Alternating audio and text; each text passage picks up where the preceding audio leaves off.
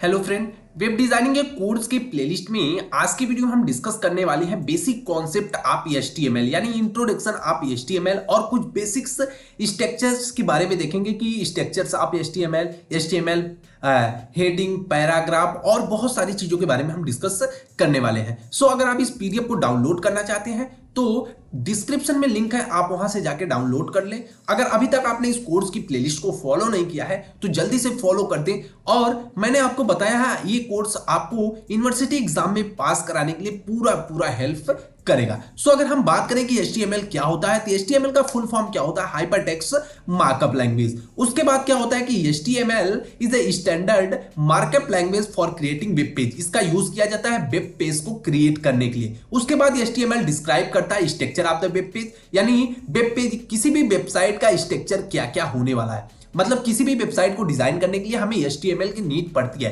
जो भी कंटेंट हमें वेबसाइट के अंदर देखने को मिलते हैं वो किसके हेल्प से मिलते हैं, HTML के हेल्प से मिलते हैं। HTML क्या है कि एक consist of the series of element है। उसके बाद HTML element tell browser how to display the content. HTML क्या करता है, HTML के जितने भी एलिमेंट्स होते हैं वो डिफाइन करते हैं, किसे ब्राउजर से कहते हैं कि किस तरह से हमारे डॉक्यूमेंट को जो भी हमारा कंटेंट है उसको डिस्प्ले कैसे करना है वेबसाइट के ऊपर। उसके बाद अगर हम बात करें HTML लेवल जो भी इसमें होता है कि दिस इज द हेडिंग और पैराग्राफ, लिंक, बहुत सारी चीजों को डिफाइन करता है। अगर हम बात करें वेबसाइट को डिजाइन करने के लिए हमें तीन चीजों की नीड पड़ती है, HTML, CSS और जावास्क्रिप्ट। HTML क्या होता है, वेबसाइट का स्केलेटन होता है, यानी ढांचा कह सकते हैं। वेबसाइट के अंदर जो भी चीजें इमेज, ठीक है, इमेज, टेक्स्ट, वीडियो और बहुत सारी चीजें, जितने भी सारी चीजें यूज किया जाता है वो किसके हेल्प से, HTML से। यानी कंटेंट जितना होता है HTML के हेल्प से यूज किया जाता है। CSS क्या करता है, डिजाइनिंग के पार्ट को कवर करता है। डिजाइनिंग के पार्ट को कवर करने का मतलब क्या है कि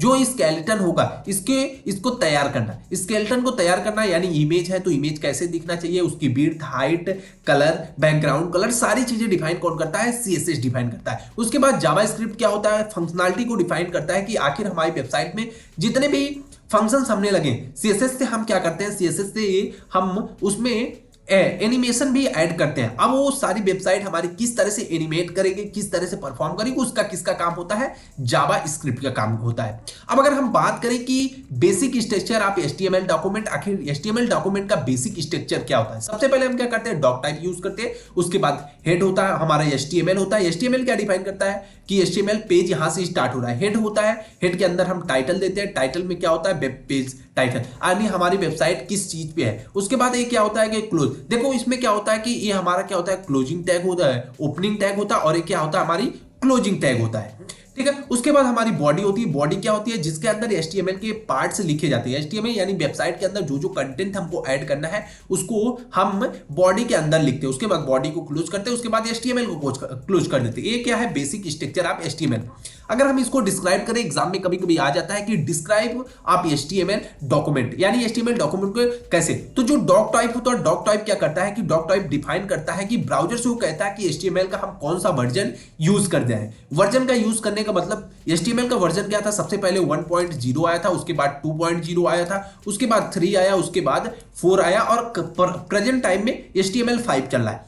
तो डॉक टाइप जब हम इस तरह से लिखते हैं जैसे यहां पे लिखा है, ठीक है, यहां पे क्या है कि डॉक टाइप HTML, ये क्या डिफाइन करता है कि हम डॉक्यूमेंट, जो भी डॉक्यूमेंट है HTML फाइल का डॉक्यूमेंट, HTML के 5 वर्जन का यूज कर रहे हैं, HTML 5 वर्जन का यूज कर रहे हैं। तो यहां पे क्या रहा है, the doc type declared for the HTML 5 is doc type. मानिए डॉक टाइप क्या डिक्लेयर करता है, HTML 5, यानी HTML के कौन से वर्जन का हम यूज कर रहे हैं, ये फाइल। उसके बाद HTML क्या डिफाइन करता है, HTML इन्फॉर्म करता है कि यहां से हमारा HTML डॉक्यूमेंट स्टार्ट हो रहा है, यानी HTML का जो भी पार्ट है हाइपरटेक्स्ट मार्कअप लैंग्वेज का, वो यहां से स्टार्ट हो रहा है। Text between the HTML tag, अब क्या होता है, जितने भी टैग्स हम यूज करेंगे HTML टैग्स के बीच में करेंगे। Describe the web document, web के डॉक्यूमेंट को डिस्क्राइब करता है। It is a container for the all other HTML except doc type. Doc type को छोड़ के बाकी सारी चीजें क्या होती है, HTML के अंदर होती है। उसके बाद हेड होता है। हेड क्या करता है, डिफाइन करता है कि मेन पार्ट, जैसे हेड क्या करता है कि इट शुड बी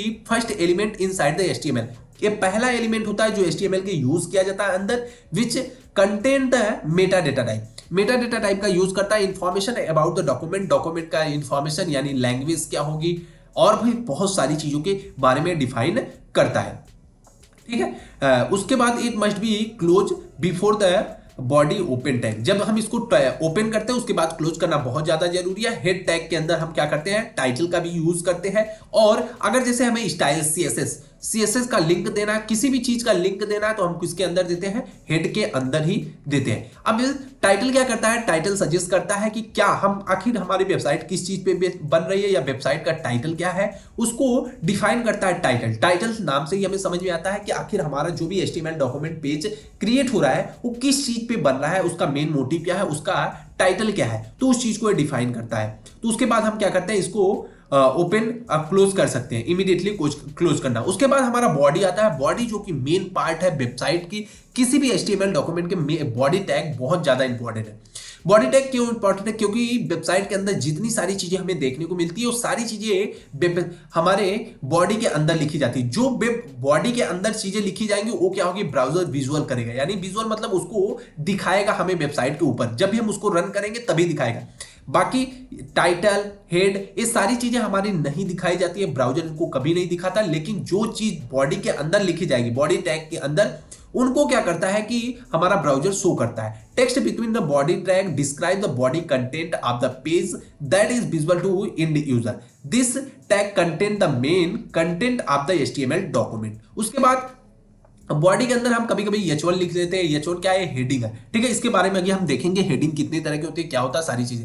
तो H1 क्या होते हैं, आप बॉडी की तरह, बॉडी के अंदर क्या, जैसे हमको कोई हेडिंग देना है तो हम क्या लगाएंगे, H1 H2 H3 जितने तरह के टाइप्स होते हैं, किसी भी हेडिंग को लगा सकते हैं। उसके बीच में हम क्या कर देते हैं, टेक्स्ट दे देते हैं। उसके बाद हम क्या करते हैं, H1 को क्लोज कर देते हैं। टैग डिस्क्राइब द, यहां कह रहा है कि H1 टैग क्या करता है, describe the first heading of the web page. उसके बाद P क्या डिफाइन करता है, पैराग्राफ। पैराग्राफ क्या डिफाइन करता है कि किसी भी वेब पेज में अगर हमें पैराग्राफ देना है तो पैराग्राफ हम P टैग के जरिए देते हैं। अब आगे बात आता है what is HTML, what is HTML element. HTML element क्या होता है, अब अगर इसके बारे में बात करें तो an HTML element define the start tag and some content, उसके बाद एंड टैग। एचटीएमएल एलिमेंट क्या होता है कि सबसे पहले हम क्या करें, कोई स्टार्ट टैग लगाए, उसके बाद कुछ कंटेंट लिखें, उसके बाद उसको हम क्या कर दें, क्लोज कर दें। तो ये हमारा क्या होता है, एचटीएमएल एलिमेंट होता है। इसके बारे में बहुत ज्यादा डीप में डिस्कस करने वाले हैं। यहाँ पे हमारा जो भी टैग होगा टैग का नाम लिखेंगे, यहाँ पे जो भी कंटेंट होगा कंटेंट लिखेंगे, उसके बाद टैग को क्लोज कर देंगे।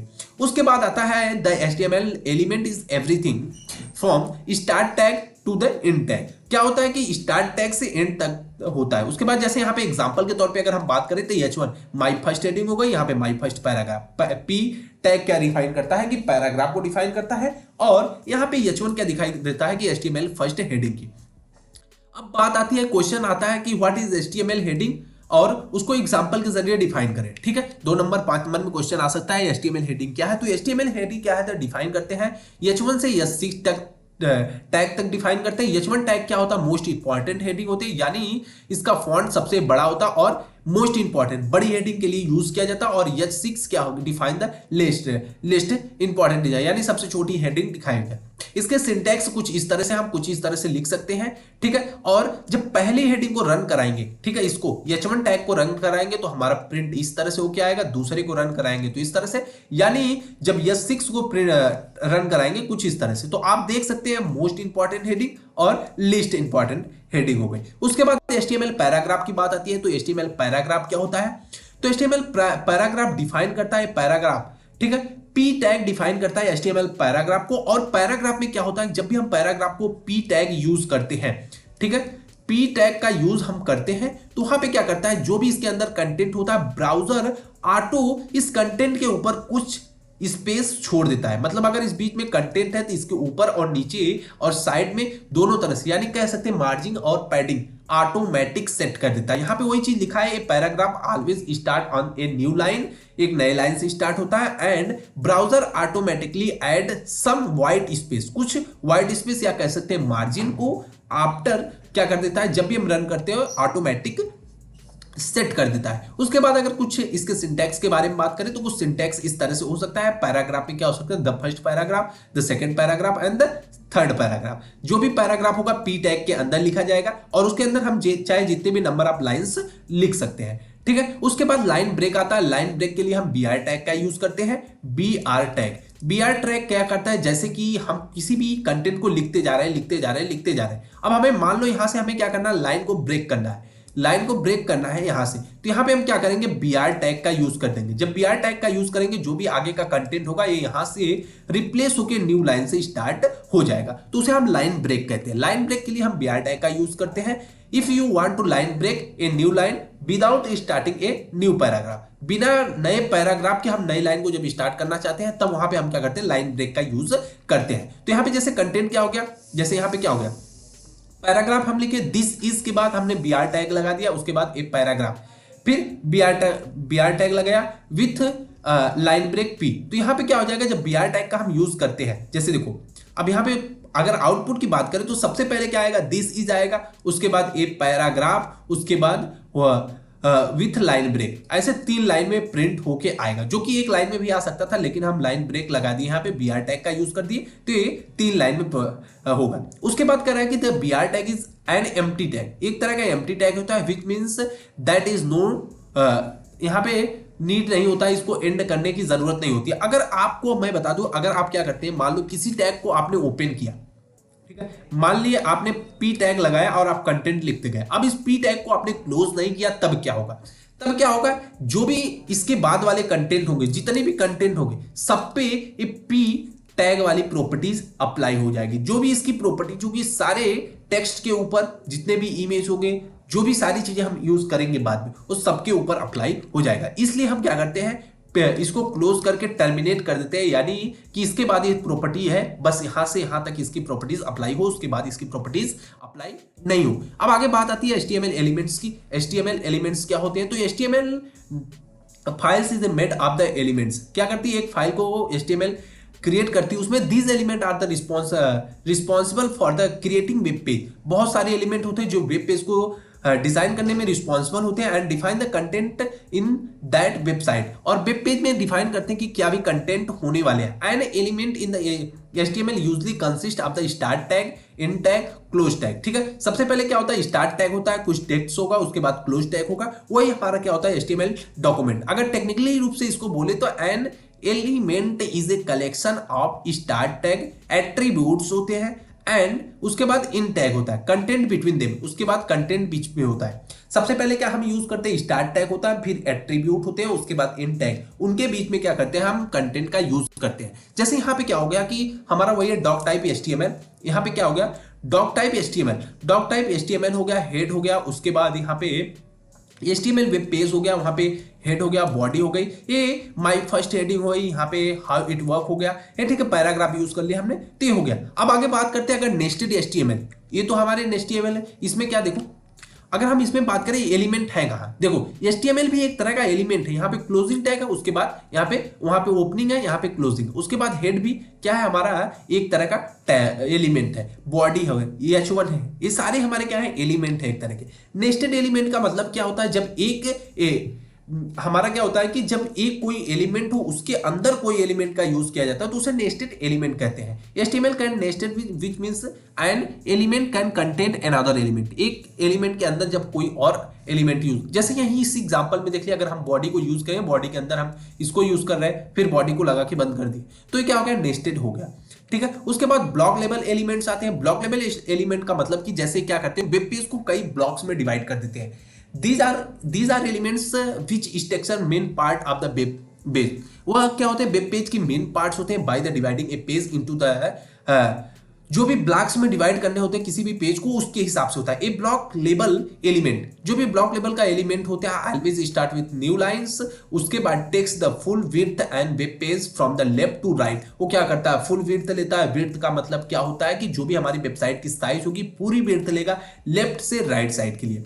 उसके बाद this element can content block level as well as inline element, inline. जैसे फॉलोइंग अगर हम बात करें कि following are the block level HTML, तो ब्लॉक लेवल HTML की जैसे हम क्या करते हैं, एड्रेस के अंदर हम क्या करते हैं, एड्रेस को प्रोवाइड करते हैं, आर्टिकल हो गया, असाइड्स हो गया, ब्लॉक कॉर्ड्स हो गया, कन्वर्ब हो गया, DD हो गया, div हो गया, ठीक है, DL हो गया, DIT हो गया, ठीक है। इसी तरह से जैसे LI हो गया, लिस्ट हो गया, मेन पार्ट हो गया, न्यू बार हो गया, नेविगेशन के लिए यूज किया जाता है, OL हो गया, ऑर्डर लिस्ट हो गया, ठीक है, आउटपुट हो गया, पी हो गया, पैराग्राफ हो गया, प्री मतलब प्रीफर पहले जो आता है, ठीक है, उसके लिए होगा, सेक्शन में डिवाइड कर देते हैं, टेबल में डिवाइड करते हैं, ट्रूथ में होता है, यूएल में तो है, अनऑर्डर लिस्ट होता है, एंड वीडियो हो गया। ये सारी चीजें क्या होती है, एक ब्लॉक लेवल कंटेंट होती है, ब्लॉक के हिसाब से डिवाइड कर देती है। जैसे ब्लॉक वेबसाइट के अंदर हमें ब्लॉक बने मिलते हैं, कुछ इस तरह का ब्लॉक होता है, ठीक है।